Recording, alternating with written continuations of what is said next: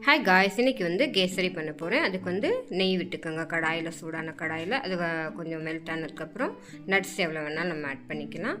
அதுக்கப்புறம் நம்ம வந்து ஒரு 50 கிராம் கப்பில் வந்து 1.5 கப்பு ரவை விட்டுருக்கேன். இதை வந்து இந்த நெய்யில் நல்லா கோல்டன் ஃப்ரை ஆக்கணும்.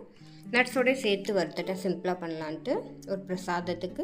அதுக்கப்புறம் நல்லா கோல்டன் கலர் ரெண்டும் ஆனதுக்கப்புறம் இதை நம்ம வேறு இதில் மாற்றிட்டு நம்ம வந்து கடாயில் வந்து இப்போ 1 கப்புக்கு வந்து 4 கப் தண்ணி விடணும்.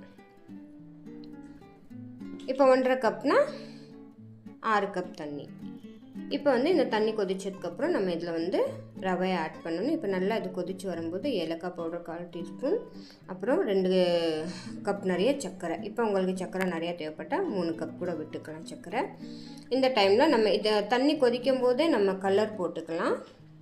அப்புறம் ஒரு பிஞ்சு போல் நம்ம உப்பு ஆட் பண்ணி நல்லா கொதிச்சதுக்கப்புறம் இதை இறக்கி வச்சு சூப்பரான